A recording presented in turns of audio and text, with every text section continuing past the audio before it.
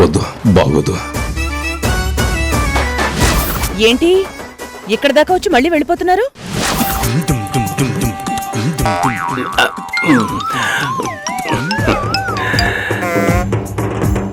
ఏమైంది? ఏం లేదు. మరి ఇక్కడికి ఎందుకు వచ్చారు? అదే అదే ఏమైందండి? ఎందుకల్లా నీళ్ళు అవుతున్నారు? అదే అలాంటిదేం లేదు. నాతో ఏమైనా మాట్లాడాలా? అవును, మాట్లాడాలి. అయితే మాట్లాడండి. మాట్లాడాలి, మాట్లాడలేకపోతున్నా. ఏం మాట్లాడుతున్నారండి? అదే ఎలా మాట్లాడాలి? మీకేమైందండి అసలు? ఇందాక నుంచి చేతులు వెనక పెట్టుకున్నారు. వెనకాలేం దాచారు? అది అది చూపించండి. చూపించమన్నానా?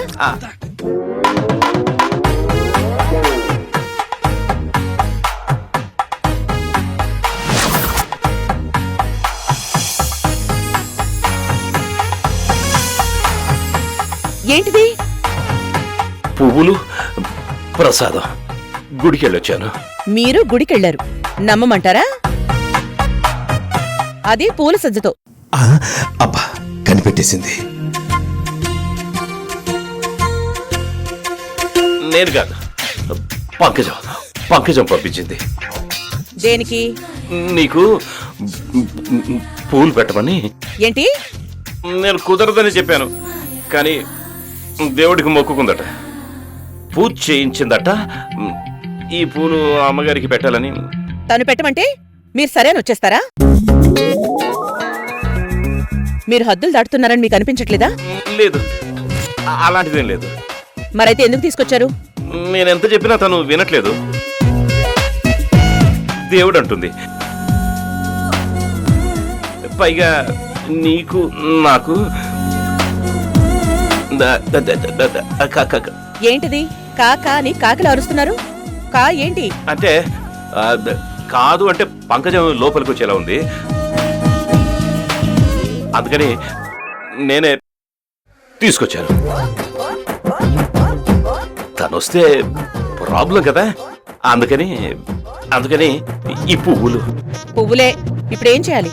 పువ్వులు నీ తల్లో పెట్టి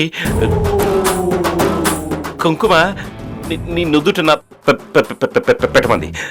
అంటే తను చెప్పింది మీరు చేస్తారా? అసలు మీరు నన్ను ఇక్కడికి ఎందుకు పిలిచారో మర్చిపోయారా? అంటే మీలో లేదు లేదు లేదు లేదు, నాకు అలాంటి ఆలోచనే లేదు. నా మాట నమ్ము. అయితే ఇప్పుడు నన్ను ఏం చేయమంటారు? ఈ పువ్వులు కుంకుమ నువ్వే పెట్టుకో.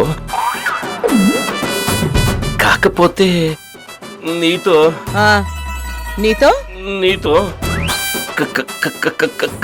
కలిసి. ఏం చెప్తున్నారో కాస్త అర్థమయ్యేలా చెప్పండి. నువ్వు పూలు కుంకుమ పెట్టుకుంటే నీతో కలిసి ఒక సెల్ఫీ దిగి అది పంకజానికి చూపించాలి. ఇది పంకజానికి పుట్టిన బుద్ధా, లేకపోతే మీకు? అలాంటి ఆలోచనే నాకు లేదు. నువ్వు ఒక సెల్ఫీ, నేను మ్యారేజ్ చేసుకుంటాను. ఏంటి? మ్యారేజ్ చేసుకుంటారా? మ్యారేజ్ అన్నానా? కద కద కద, మేనేజ్ చేయబోయని టంగ్ స్లిప్ అయింది. Sorry sorry sorry sorry. చూడండి, అసలు మీరు కాదు, నేనే నేనే సెల్ఫీ లేకుండా నేను మ్యారేజ్ చేసుకుంటాను. మేనేజ్ చేసుకుంటాను. కాకపోతే ఆ పంకజానికి మాత్రం ఈ పువ్వులు కుంకుమ నేనే పెట్టానని చెప్పు. తీసుకో. అమ్మ అటెక్కడికి? అవును, ఇటెక్కడికి? నేను బయటికి వెళ్ళాలి. తలుపు అటు సైడ్ ఉంది కదా. ఇటే. సారీ, పంకజం వల్ల నా మైండ్ దొబ్బింది.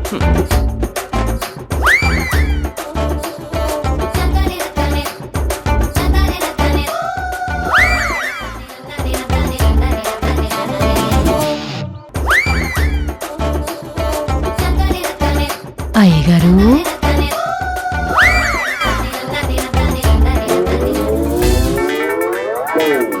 ఇదొకటి నా పాలిట. లంకకి లంకిని కాపలగాసినట్టు ఈ పంకజం నా పాలిట మరో లంకినిలా తయారైంది. పొద్దస్తమానం నా వెనకాలే కాపల కాస్తోంది.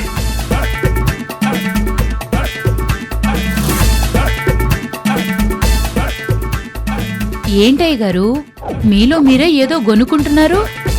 అదేం లేదులే. నువ్వు ఇక్కడేం చేస్తున్నావు? మీరెప్పుడెప్పుడు ఆ గదిలో నుంచి బయటకు వస్తారా అని ఎదురు చూస్తున్నాను.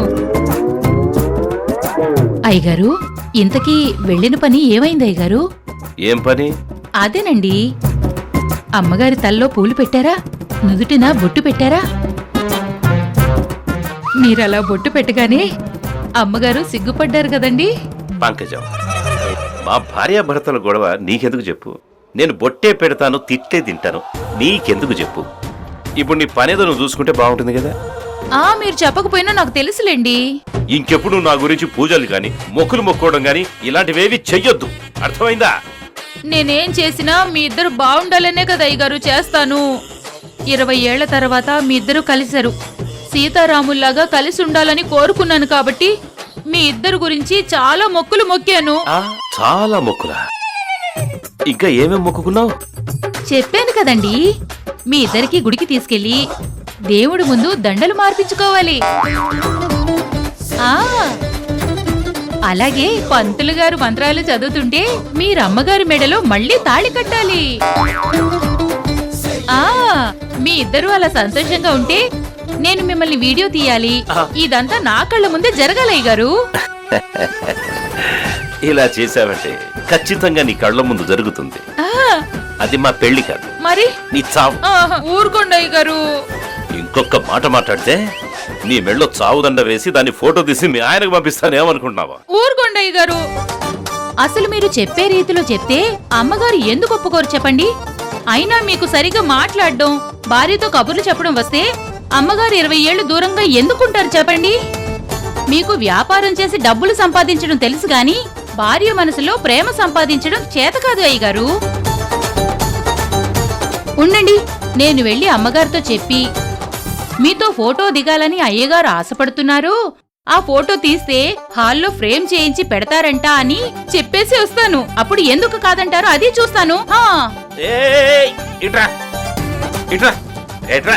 అది కాదయ్య గారు, మీరు చెయ్యలేని పని నేను చేయిస్తాను అంటున్నాను కదా. నువ్వు దయచేసి ఏం చెయ్యొద్దు, అసలు మా జోలికి రావద్దు. నువ్వు ఇంటి పని వంట పని అది చూసుకుంటే చాలు. వెళ్ళే. ఒక్కసారి అమ్మగారితోటి. నువ్వు వెళ్తావా బయటికి దోసేయమంటావా? వెళ్తాలేండి అయ్య గారు.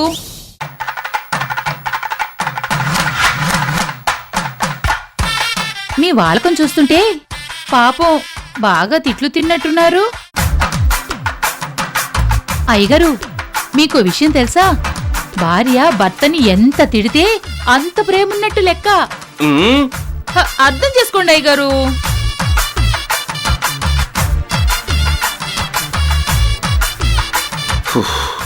బాబోయ్, నా జీవితంలో నేను ఎవ్వరికి భయపడలేదు కానీ ఈ పంకజానికి భయపడాల్సి వస్తుంది.